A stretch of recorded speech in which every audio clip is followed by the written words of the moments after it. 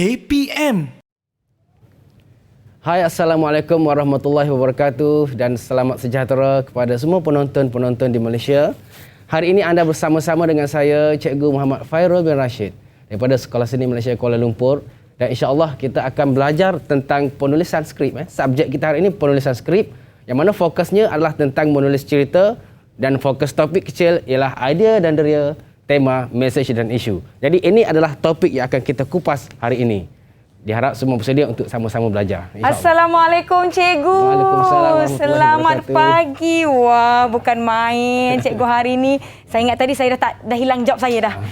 Berbakat sungguh Cikgu. Assalamualaikum semua. Hai. Anda sedang menonton Teroka di Didik TV KPM bersama saya Nisaki dan Cikgu Muhammad Fairul. Seperti yang telah diperkenalkan tadi, Cikgu merupakan guru Ketua Bidang Seni Teater dari Sekolah Seni Malaysia Kuala Lumpur. Bertemu lagi Cikgu ya hari ini. Saya sangat berbesar hati. Hampir-hampir tak kenal lah Cikgu. Hari itu dah pakai kostum. Bangsawan. Kita dah berlakon bangsawan kan. Hari ini kita macam akak-akak pejabat. Jadi kita nak buat apa sebenarnya ni Cikgu? Hari ini kita akan belajar tentang subjek penulisan skrip. Penulisan skrip. Fokus kita idea dan deria, tema, message dan isu. Okey, baiklah, sangat-sangat menarik. Jadi di sini semua penonton Teroka Nisa ingatkan agar kekal menjaga SOP di mana sahaja anda berada, seperti memakai pelitup muka di tempat awam, menjaga penjarakan fizikal sekurang-kurangnya 1 meter atau lebih, kerap cuci tangan menggunakan air dan sabun, serta lazimkan penggunaan gel pembasmi kuman untuk sanitasi tangan anda. Dan apabila anda perlu membuka pelitup muka anda,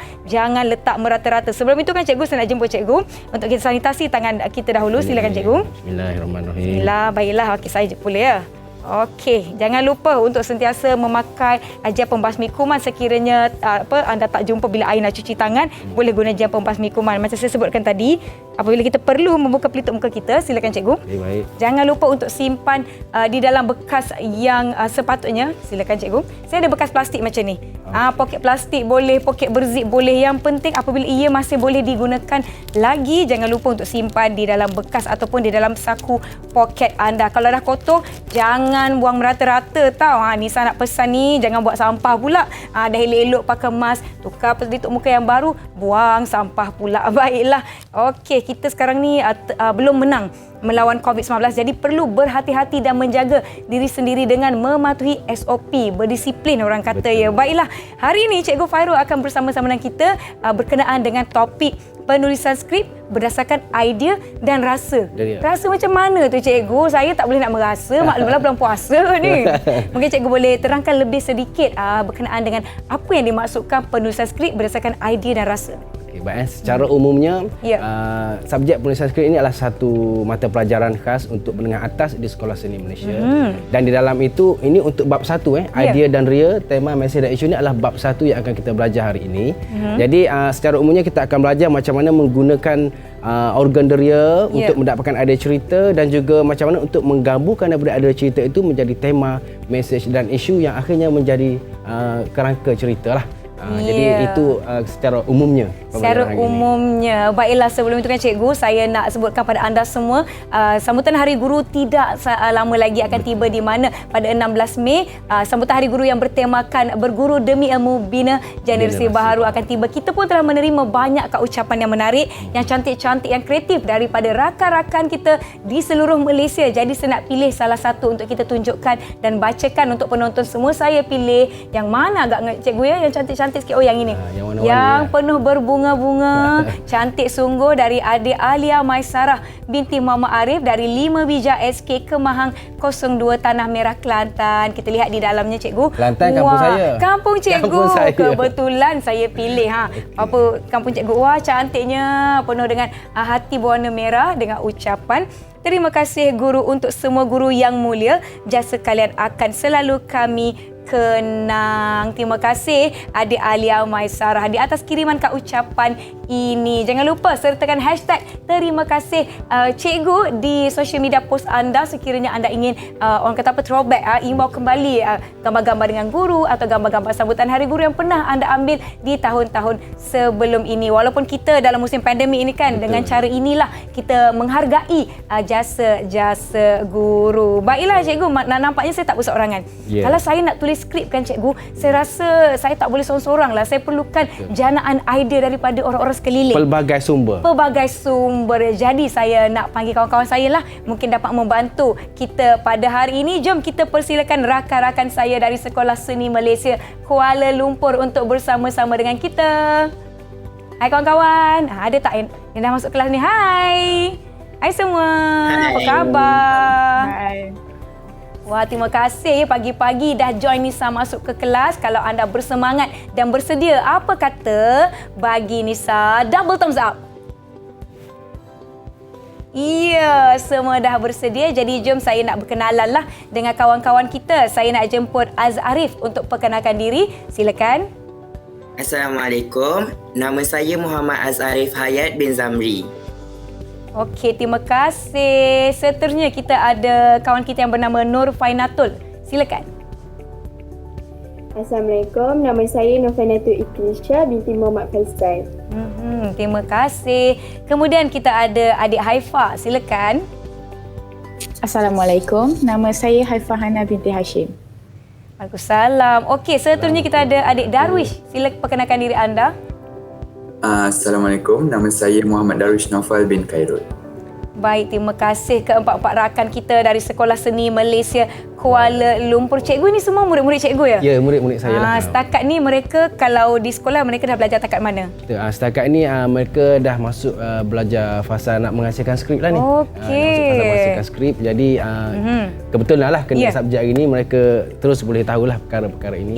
Ya, jadi kita nak lihat setakat mana mereka memahami bagaimana nak menghasilkan skrip. Dan sebelum kita berhenti rehat seketika, saya nak tunjukkan kepada anda semua kad ucapan, bukan setakat kad ucapan fizikal cikgu. Baik. Kita ada kad ucapan digital yang kita terima dari murid-murid seluruh Malaysia, lebih mudah dan cepat untuk dihantar e-card kita. Jom kita lihat di kaca TV anda kad ucapan #terima kasih cikgu. Terima kasih adik yang menghantar kad ucapan ini.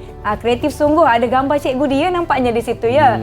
Okey, terima kasih di atas kad ucapan tersebut. Sebelum kita pergi kepada topik kita hari ini iaitu penulisan skrip berdasarkan idea dan deria, jangan lupa orang kata apa untuk kekal fokus bersama kami di Teroka Didik TV KPM. Kita jumpa selepas ini. Nama saya Desmond. Saya belajar di SJKC Lapis. Terima kasih atas segala tunjuk ajar dan ilmu pengetahuan yang telah cikgu curahkan. Cikgu seperti lilin menghabiskan diri sendirinya untuk mencerahkan kehidupan kami. Terima kasih cikgu.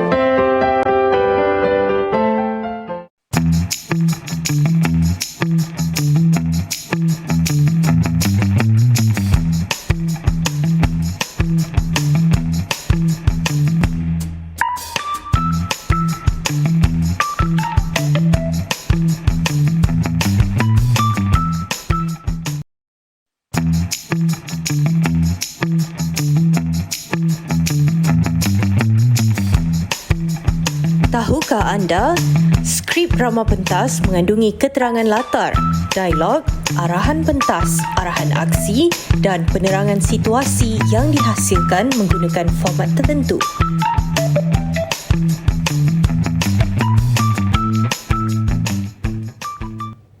Kembali menonton Teroka di Didik TV KPM bersama saya Nisa. Kita ada Cikgu Fairul dan rakan-rakan kita dari Sekolah Seni Malaysia Kuala Lumpur. Jadi jom sama-sama kita teroka bagaimana nak menulis skrip, nak mula menulis skrip berdasarkan idea dan deria. Jom Cikgu Fairul, kita mulakan. Baik, terima kasih kepada Cik Nisa atas pembukaan yang menarik hari ini.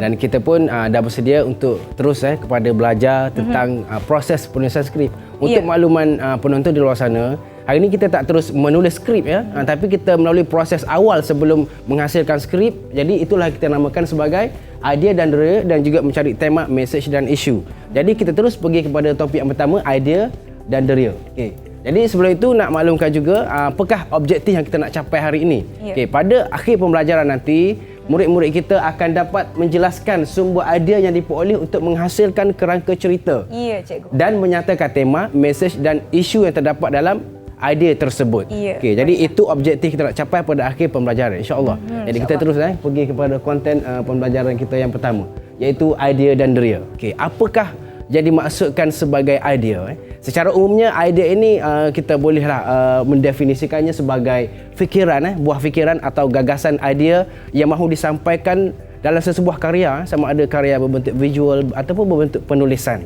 Okey, idea ini dalam konteks menulis skrip, terhasilnya skrip bermulanya dengan adanya idea, dan untuk mendapatkan idea ini kita perlulah melakukan proses pencarian idea, dan daripada idea utama yang kita dapat ini akhirnya akan membantu penulis untuk menentukan tema, mesej dan isu yang akan disampaikan dalam penulisan itu nanti. Okey, baik, kita pergi seterusnya. Baik. Kita ada nak soal jawab sikit ni murid-murid kita. Boleh, tanya je kawan-kawan kita ni. Okey, Saya percaya bagaimanakah sumber idea diperoleh? Jadi sebelum kita pergi kepada cara sumber idea diperoleh ni, kita nak tanya dulu murid-murid kita yang ada dalam talian. Siapa agaknya? Arts ke, Darwish ke, siapa-siapa yang akan volunteer, saya nak persilakan. Siapa nak jawab boleh angkat Anda tangan. mesti pernah menulis atau menghasilkan karya di sekolah, betul tak? Jadi boleh tak ceritakan macam manakah anda pernah dapat idea untuk menghasilkan cerita yang dipentaskan di sekolah? Siapa-siapa silakan. Siapa nak cuba nak kongsikan, angkat tangan. Silakan angkat tangan. Kalau tak ada kita panggil nama. Okey, silakan Arts. Okey, silakan. Okay, selalunya kalau saya nak dapatkan idea dalam satu cerita, saya akan tengok dalam contoh macam televisyen, saya adaptasikan cerita dalam televisyen untuk saya jadikan idea cerita. Wah. Okey, ada lagi yang nak beri respon? Azarif menggunakan cerita-cerita yang pernah tengok ditontonnya televisyen. untuk mendapat idea. Baik, yang lain ada nak silakan. cuba Darwish ke, Fainatul Darwish, ke, silakan, Darwish. Haifa ke? Okey, Darwish silakan. Kalau saya, kebanyakan naskah yang saya telah buat, saya inspirasikan daripada lagu-lagu instrumental yang saya dengar daripada YouTube. Okey, baik, itu lagu-lagu instrumental. ada banyak cara murid-murid kita mendapat sumber idea, tapi keseluruhan itu asalnya terkandung daripada 5 sumber idea utama manusia. Kalau kita tengok tadi, ada yang kata menonton TV, mendengar lagu. Jadi asalnya daripada 5 sumber idea itu, deria penglihatan, pendengaran, deria sentuhan, deria rasa dan deria bau. Kelima-lima organ deria inilah yang akan merangsang pemikiran seseorang penulis untuk menghasilkan karya, dan daripada inilah terhasilnya idea pertama untuk dikembangkan kepada idea-idea yang seterusnya. Jadi kita akan tengok satu-satu lepas ini. Kita akan hurai satu demi satu dan dengan tunjuk contoh video sekali, dan kita terus akan minta feedback daripada pelajar kita. Apa idea yang mereka dapat bila menonton satu-satu video yang berkaitan dengan deria-deria ini. Kita pergi kepada deria penglihatan. Okey, Cik Nisa pun boleh nak tanya, kalau nak tanya sambil-sambil. Yang boleh jawab, insya-Allah saya jawab. Mudah-mudahan. Deria penglihatan. Okey.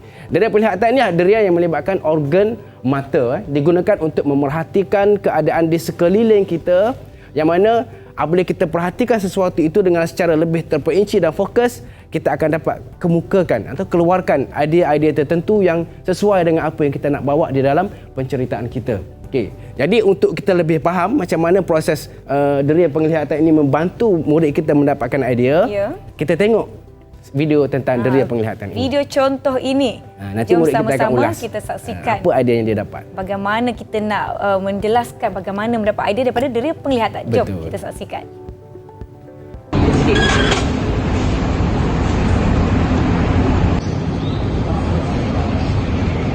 Korang tengok ni, lawanya. Wow. Nampak? Wah. Tu dia, nampak tak? Kita saya nampak kalau kita di sudut kita penonton, kita nampak dua. Apa dia, Cik Nisa? Kita nampak langit. Langit. Kalau di hadapan saya ni ada kamera-kamera lah. Ada abang-abang kamera. Ya, kita nampak situ dari sudut pandangan kita nampak dua. Satu langit itu, alam itu dengan mataharinya, dan satu lagi murid yang sedang berlakon itu. Kita lihat dua, tapi dari sudut murid itu dia melihat satu. Dia menampak langit. Okey, jadi yang menonton di rumah itu, rakan kita, 4 murid kita bersama-sama, saya nak anda beri respon. Setelah anda menonton peristiwa tersebut, apa idea yang anda dapat secara spontan berdasarkan video tersebut? Silakan. Siapa nak cuba? Siapa nak kongsikan? Silakan Eki. Setelah saya melihat video tadi, apa yang saya nampak ialah murid-murid tu dia gembira kerana melihat pemandangan yang cantik. Jadi saya idea cerita yang saya boleh keluarkan ialah tentang pencemaran udara, kerana murid-murid tu gembira melihat pemandangan cantik. Jadi bagaimana kalau berlakunya pencemaran udara? Semestinya pemandangan yang cantik tu tak ada. Okey, baik. Bagus sekali. Satu sudut pandangan yang menarik daripada Fainatul Ikhlisha, yang mana bila dia melihat satu yang indah, dia berfikir secara sebaliknya, secara berlawanan. Betul. Kalau yang indah itu hilang, apa akan jadi? Jadi di situ tercetus satu idea pertama kepada dia bahawa isunya adalah pencemaran udara. Jadi dapat dia tetap cerita untuk buat pencemaran udara. Jadi inilah yang dikatakan proses macam mana deria penglihatan itu memberi idea kepada seseorang untuk mula mendapatkan idea cerita.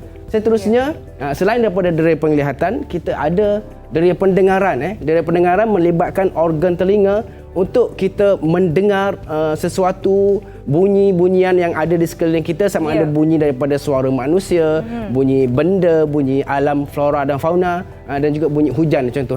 Jadi sumber bunyi pun akan mencetuskan idea. Sama juga macam tadi, kita tonton dulu video yang menunjukkan situasi ada bunyi-bunyian dan kita tengok respon murid kita, apa idea spontan yang mereka dapat. Jom mari sama-sama kita saksikan. Ya cikgu?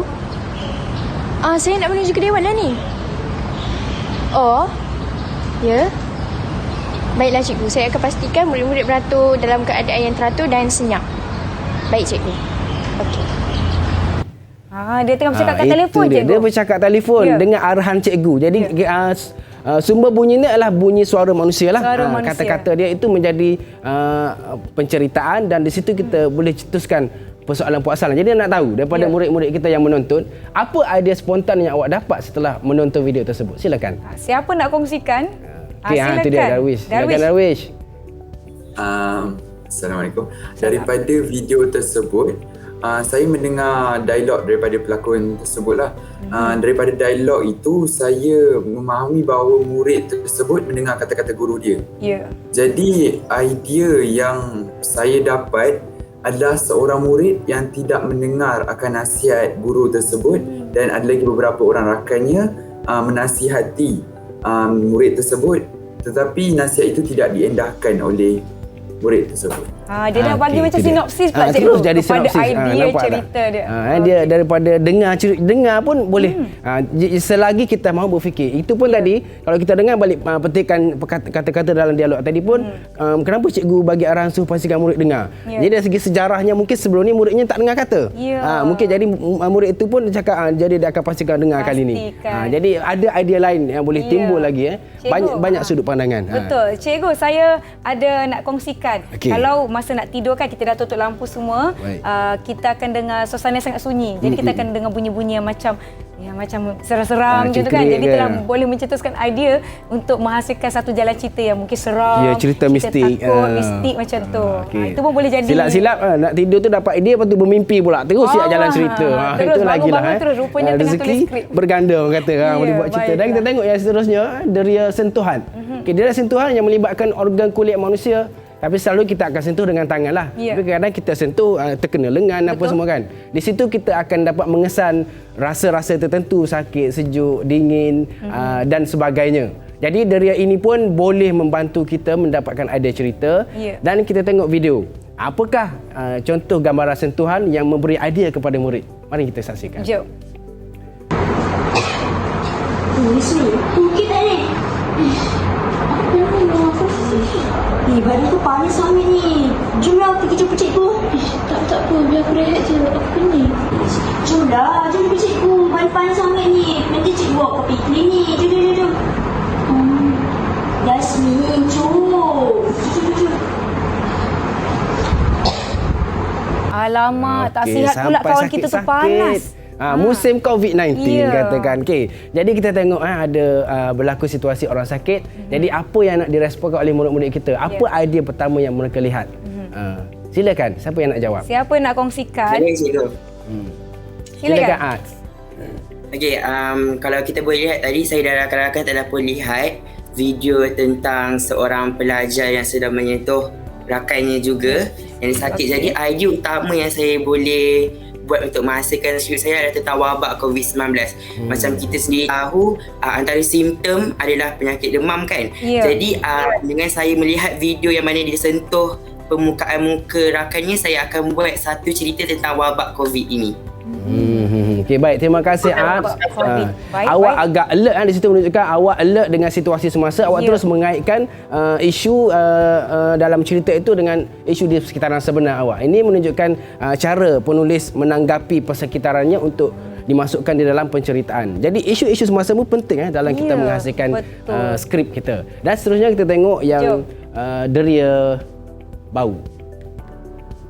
Okey, deria bau yang melibatkan organ hidung. Kita tahu hidung kita kalau berfungsi dengan baik, kalau sihat, kita boleh hidu pelbagai jenis bau-bauan. Melalui bauan ini, wangi atau busuk atau sebagainya, kita akan dapat interpretasi satu idea. Betul. Sama ada spontan ataupun dengan jangka masa yang lebih panjang. Banyak lagi idea yang boleh digembalilah daripada satu peristiwa bau sahaja. Sama juga kita akan tonton satu video pasal video bau. Silakan. Jom kita tonton.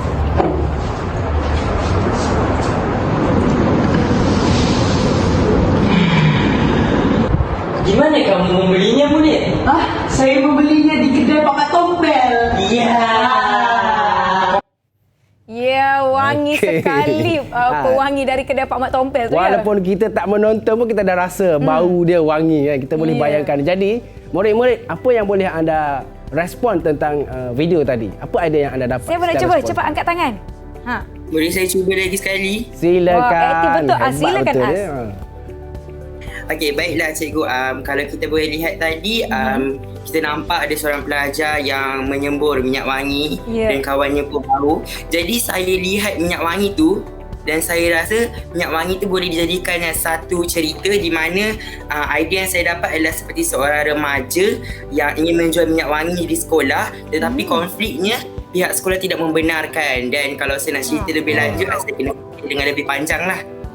Dia tu dia siap konflik dah. Macam-macam cara macam benda boleh spontan tu, macam-macam benda boleh timbul daripada sesuatu peristiwa. Jadi kalau kita tengok tadi, itu pun sama dengan situasi semasa. Sekarang ni zaman orang berniaga. Betul. Banyak founder-founder barang makeup, minyak wangi yang muncul. Jadi murid kita yang alert dengan persiaran tahu cerita tentang perniagaan pun boleh jadi satu idea untuk dijadikan sesebuah karya. Betul. Jadi secara keseluruhannya fungsi deria rasa, ada satu lagi deria rasa yang melibatkan organ lidah, di mana lidah untuk mengguna untuk rasa manis, pahit, tawar dan sebagainya, juga membantu kita mendapatkan idea. Jadi kita tonton video dan kita dengar respon murid. Silakan. Jom kita tengok video ini.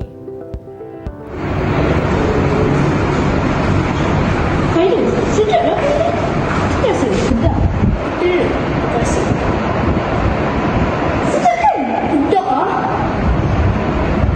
Nampak sedap. Dia main sedap-sedap bulan puasa. Pagi lagi ni. Okey, silakan murid-murid di sana boleh siapa kongsikan. Siapa nak cuba pula? Idea anda. Okey, silakan Haifa. Silakan Haifa. Akhirnya. Okey, baiklah. Berdasarkan video yang tadi kita bersama-sama tengok, jadi antara idea cerita yang dapat dicetuskan, bagi saya terdapat dua pelajar yang sedang makan untuk rasa kuih makanan itu. Jadi antara cerita yang saya boleh cetuskan adalah dua pelajar ini menghidapi masalah keracunan makanan di asrama. Jadi konfliknya akan berlaku konfliknya akan berlaku apabila warden-warden ataupun pihak-pihak yang perlu bertanggungjawab untuk mengatasi perkara ini. Itu dia dapat idea spontan di situ. Idea spontannya. Baik.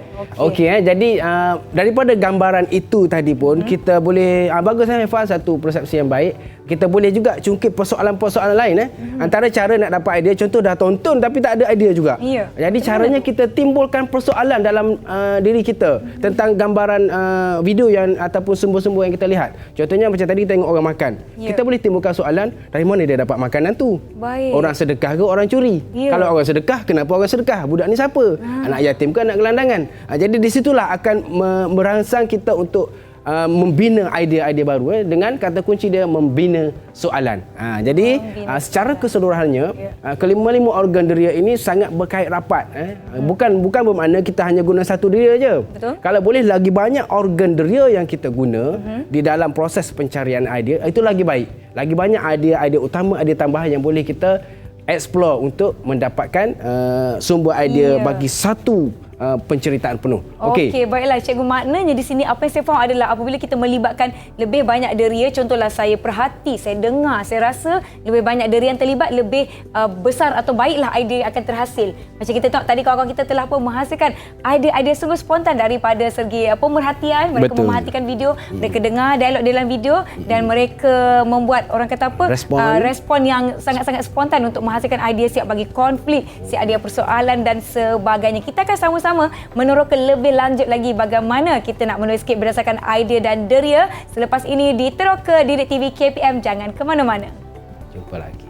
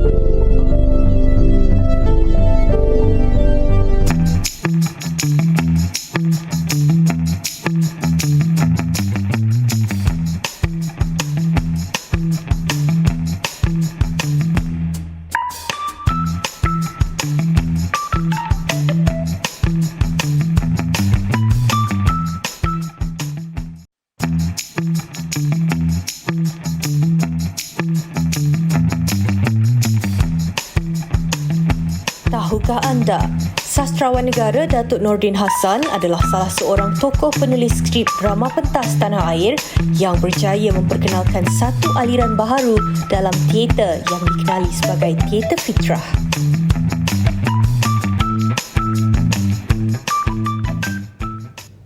Kembali menonton Teroka di Didik TV KPM. Masih bersama saya Nisa, Cikgu Fairul serta rakan-rakan saya dari Sekolah Seni Malaysia Kuala Lumpur. Tadi Cikgu Fairul ada sebut berkenaan dengan 5 deria yang akan membantu kita menjana idea, yang mana dia akan bantu pula kita untuk menentukan mesej, isu, tema setujuan cerita tu kan Cikgu kan? Betul.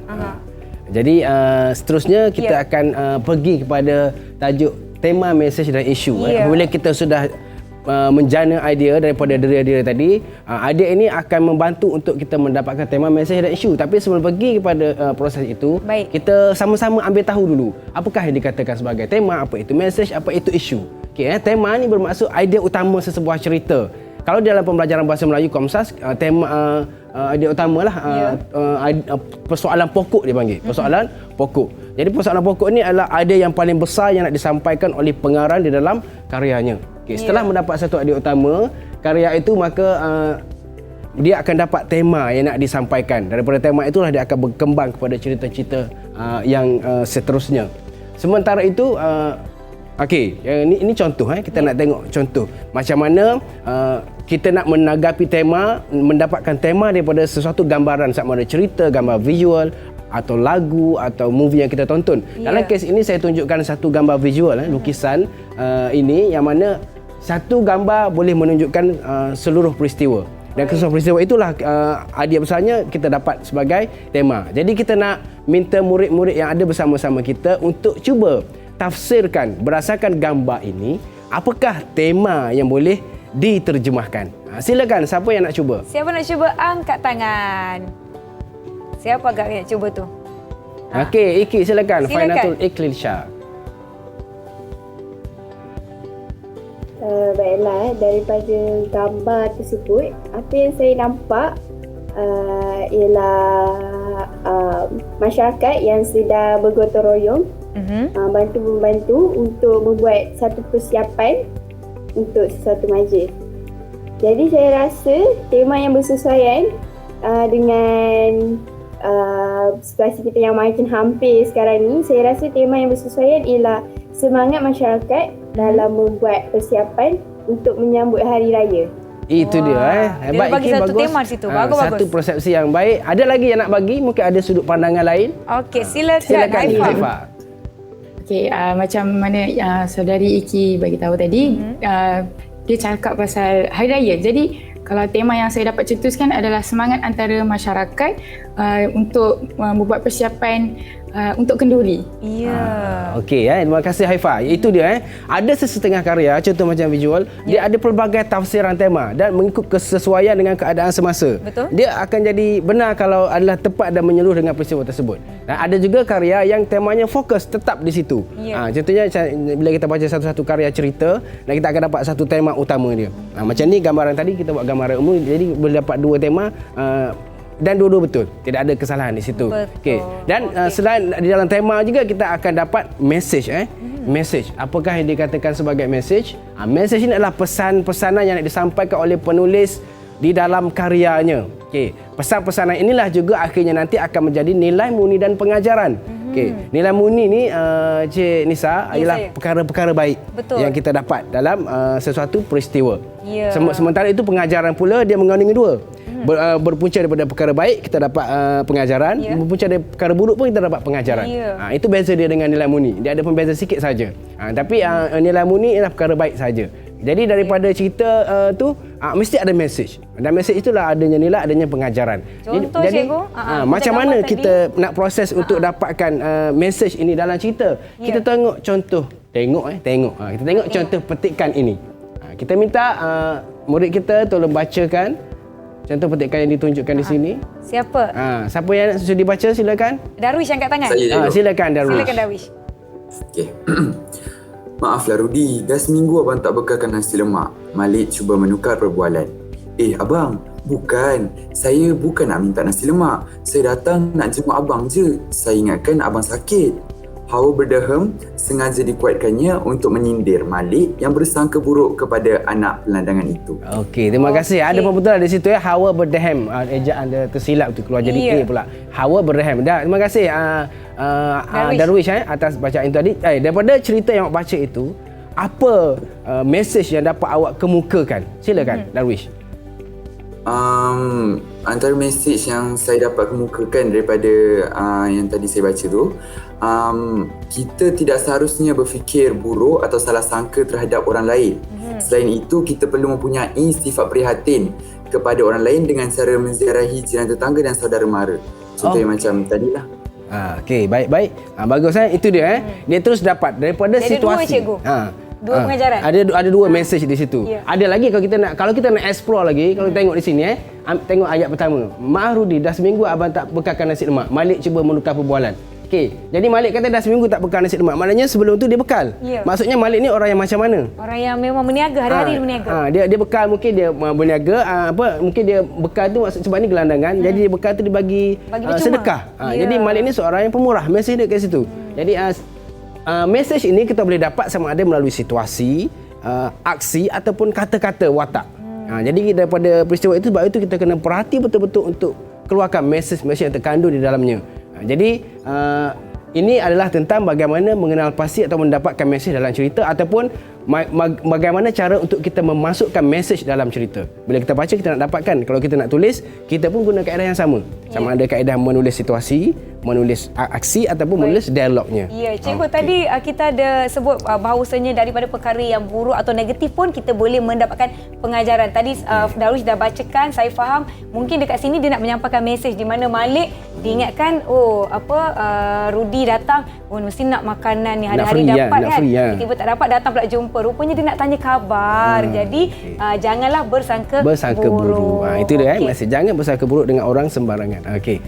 Seterusnya yang ketiga, teks yang seterusnya lepas ni dia ada video, dia kena tonton video pula. Okey, yang terakhir adalah isu. Okey, isu di dalam cerita. Kalau nak buat cerita, kalau tak ada isu, cerita itu tak dramatik. Konfliknya tidak dapat muncul dengan betul-betul bernafas lah kita kata. Jadi apakah yang dikatakan sebagai isu? Isu ni kita boleh kenal juga sebagai persoalan sampingan. Ataupun boleh juga kita faham sebagai permasalahan-permasalahan yang berlaku.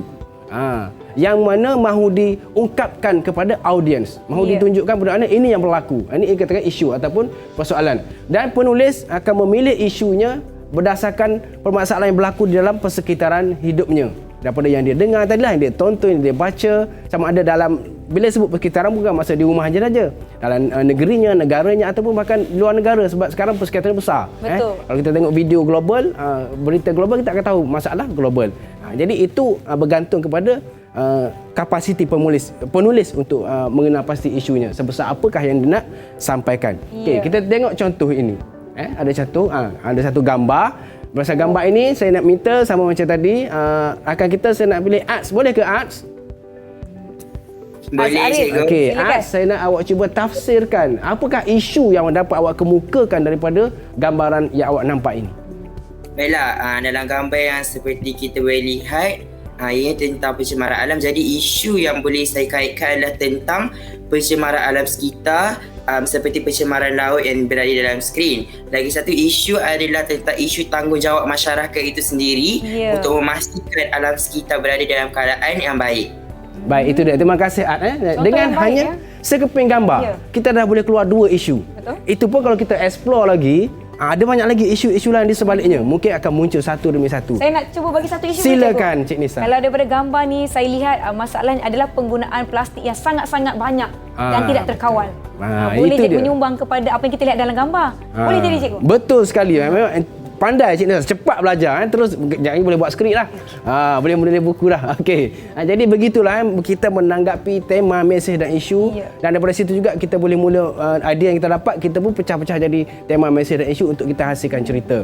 Jadi cara penyampaian macam saya sebut tadi, bila kita nak masukkan dalam elemen penceritaan kita boleh guna teknik dialog, teknik gambaran situasi ataupun teknik aksi yang dilakukan oleh watak supaya isu-isu itu masuk secara bersemi, orang kata. Tak adalah masuk secara nampak sangat ditempel-tempel. Itu proses yang lain lah yang akan kita belajar nanti. Okey, baik.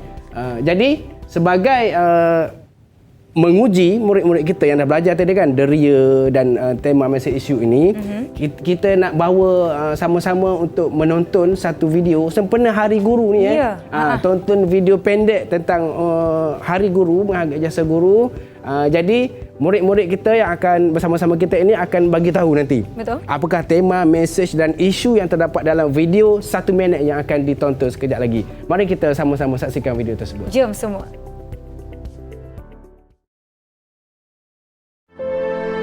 Cikgu tak pernah serik, walaupun satu dunia menentangnya. Namun, perjuangan mengajarkan nilai dan ilmu tetap menjadi pegangan. Cikgu sering disalahartikan dalam pelbagai keadaan dan situasi, walaupun apa yang diajarkannya adalah hikmah dan kebenaran. Namun, tangisannya hanya Tuhan yang mengerti. Terpendam 1000 perasaan yang tak terucapkan lagi. Wahai generasi, kembalikanlah martabat gurumu pada tempatnya yang sebenar. Kepada guru-guru Malaysia, kami sayang cikgu.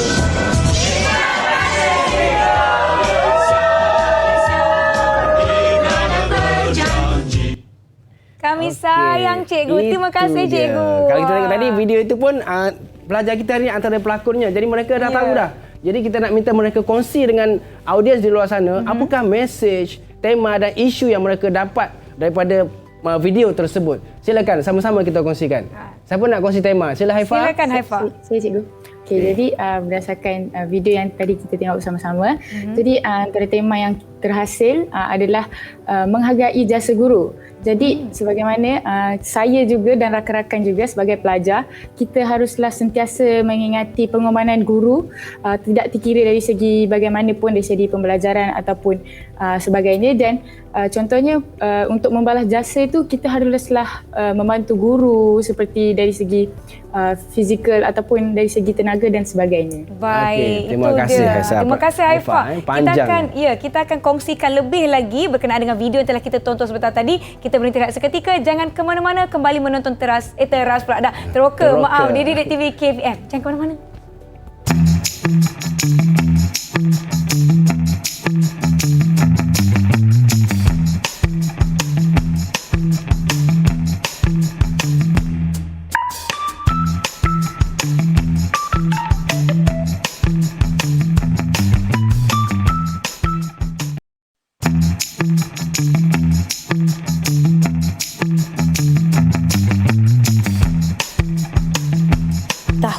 anda, antara tajuk-tajuk skrip drama pentas yang terkenal di Malaysia ialah Sirih Bertepuk Pinang Menari, Mayat, Atap Genting Atap Membiar, Uda dan Dara, Raja Lawak dan pentas opera.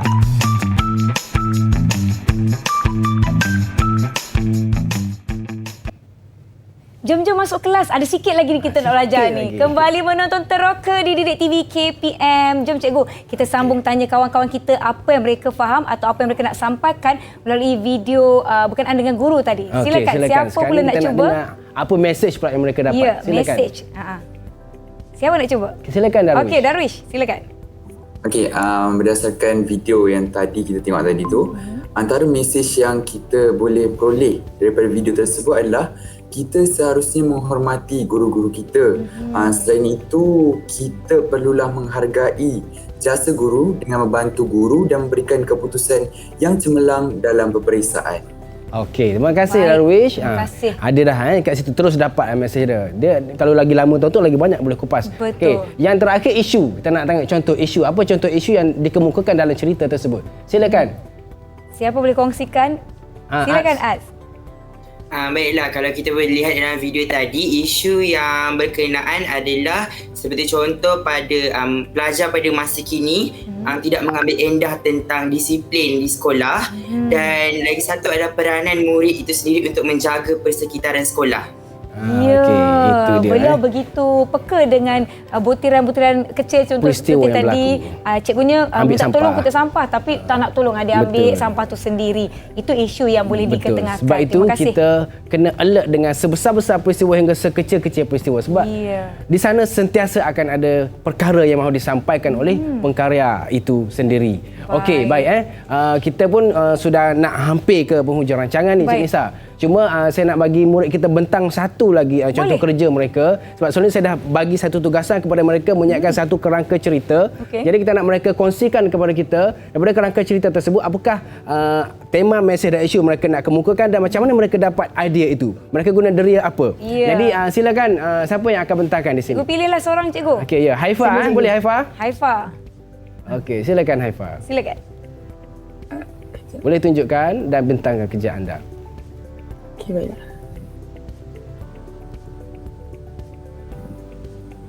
Haifa okey tak tu? Dia tengah present tu, dia punya kertasnya. Kita akan dapat lihat idea yang nak disampaikan oleh Haifa. Okey. Itu dia. Tapi kita tak nampak, cuma Haifa akan cerita secara verbal. Ceritakan Haifa, apakah idea cerita daripada kerangka cerita yang awak bina ini? Baiklah, kalau nak dirasakan ini memang panjang, jadi saya akan ringkaskan. Jadi kerangka cerita yang idea saya dapat bertajuk Luka di Hati Suri. Jadi tema dalam Luka di Hati Suri ini menceritakan tentang perkahwinan secara paksaan boleh mendatangkan musibah dalam rumah tangga. Jadi pada awal cerita ini mengisahkan Suri ini merupakan seorang anak angkat kepada Puan Balkis. Jadi kehidupan dia sangat perit dan sering didera oleh ibu angkatnya Balkis atas sebab ibu Balkis ini menjadikan Suri ini sebagai punca kematian suaminya. Jadi pertengahan cerita ini akan berlaku apabila selepas Suri mendapat kelulusan SPM, ibunya Balkis itu tidak memberi kefahaman kepada diri dia dan tidak membenarkan dia untuk sambung belajar. Dia menyuruh Suri untuk berkahwin atas kepentingan sebab dia mementingkan harta. Jadi ibunya Balkis ini menyuruh Suri untuk berkahwin dengan seorang lelaki yang tidak dikenalinya yang bernama Syazmi. Kerana ibunya Balkis ini sangat-sangat mementingkan harta. Jadi apakah konflik yang berlaku bila lepas kahwin tu Asyaf? Apa Haifa? Jadi konfliknya akan berlaku apabila Suri ini dipaksa oleh ibunya sendiri Balkis untuk berkahwin dengan Syazmi. Jadi sepanjang perkahwinan Syazmi dengan Suri, hidup mereka tidak bahagia langsung. Masing-masing membedamkan perasaan yang tidak suka antara satu sama lain. Jadi itulah konfliknya dan pada akhirnya untuk menyelesaikan masalah ini, Syazmi suaminya itu berfikir untuk membunuh Suri. Jadi pengakhirannya Syazmi ni akan membunuh Suri dan Syazmi berasa puas hati atas kelakuannya sendiri. Dari mana sumber idea awak dapat cerita tu? Guna deria apa? Penghujung cerita dia. Antara sumber yang saya dapat daripada menggunakan deria penglihatan, iaitu saya membaca skrip yang dikarya oleh Karma Abdullah karya Kamal Abdullah dari Aswara. Okey, di situ cerita ini bertajuk Lost. Okey, asal daripada baca cerita tajuk Lost, dapat idea buat cerita tragedi. Jadi kita panggil tragedi berakhir dengan kematian. Silap-silap ni TV7 boleh ambil panggil pitching ni Okey, baik itu dia. Mungkin, tapi saya rasa sangat kagum sebab kebanyakan cerita macam ni kita akan ada ekspektasi yang normal, mesti jatuh cinta ni hujung sekali ni. Tapi rupanya cerita ni cerita tragedi. Wah, satu yang lain daripada yang lain ya. Terima kasih Haifa di atas perkongsian tersebut. Betul. Saya rasa mungkin ada seorang lagi boleh kongsikan tapi secara ringkasnya tentang idea anda. Kita buat rumusan terhadap pembelajaran hari ini rumusan. Okey, kita silakan murid anda belajar tentang topik idea dan ria dan juga tema message issue ni. Apakah rumusan yang anda boleh buat terhadap pembelajaran kita hari ini? Siapa nak kongsikan? Silakan. Darwish boleh? Baik, silakan Darwish. Dari konklusi apa yang kita telah belajar hari ini adalah untuk menghasilkan sebuah karya atau naskah, kita perlu menggunakan deria, beberapa deria yang ada pada tubuh badan kita lah. Contohnya deria mendengar, deria rasa dan juga deria melihat.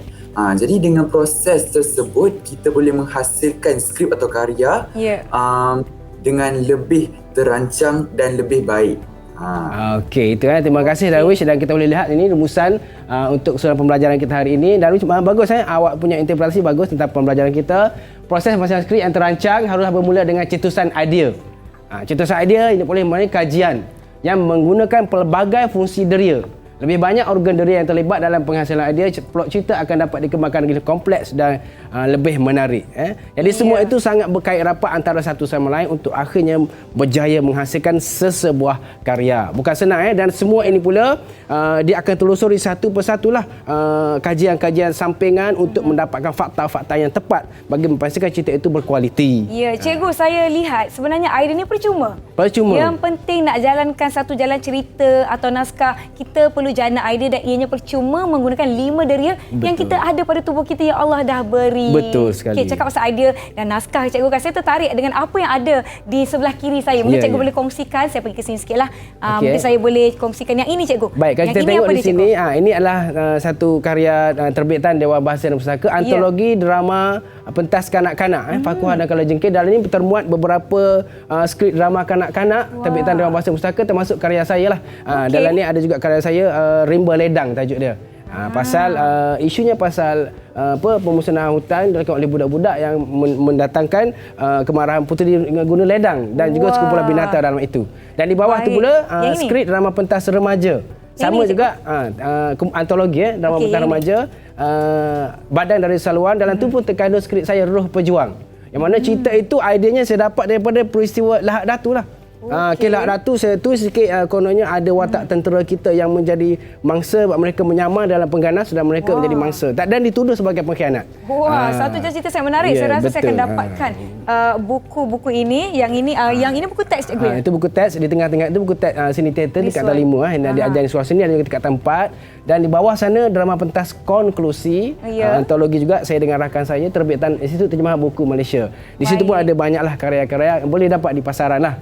Saya pun tak sabar nak dapatkan ianya di pasaran. Baiklah, cikgu, kita telah pun tiba di penghujung rancangan Teroka Didik TV KPM. Terima kasih banyak-banyak Cikgu Fahrul dan kawan-kawan saya dari Sekolah Seni Malaysia Kuala Lumpur. Cikgu, lagi beberapa hari je ni nak menyambut Aidilfitri. Mungkin cikgu boleh beri ucapan ringkas bersempena dengan Hari Raya. Silakan, cikgu. Kepada semua penonton, anak murid, keluarga-keluarga yang jauh di kampung, saya ucapkan selamat Hari Raya Aidilfitri, maaf zahir dan batin. Tahun ini raya PKP, raya atau tidak PKP, kita tetap beraya. Tak boleh jumpa kita beraya secara maya. Yang penting kemaafan itu terus diberi walaupun dalam kejauhan. Mudah-mudahan kita mendapat kebaikan daripada Allah Subhanahu Wa Taala. Teruskan bersabar dan patuhi PKP SOP untuk kita akhirnya berjaya melawan COVID ini, insya-Allah. Terima kasih. Insya-Allah. Terima kasih Cikgu Fahrul. Selamat Hari Raya juga kepada semua yang menonton Didik TV KPM. Terima kasih kerana setia menonton Teroka selama ini dan teruskan menonton episod-episod akan datang. Terima kasih banyak saya ucapkan. Terima kasih kepada semua. Saya akan tinggalkan anda dengan episod seterusnya di mana kita akan belajar kimia. Wah, agak-agak Sis Ellie nak buat apa tu dekat mak-mak tu. Okey, kita akan jumpa lagi. Assalamualaikum. Bye. Assalamualaikum.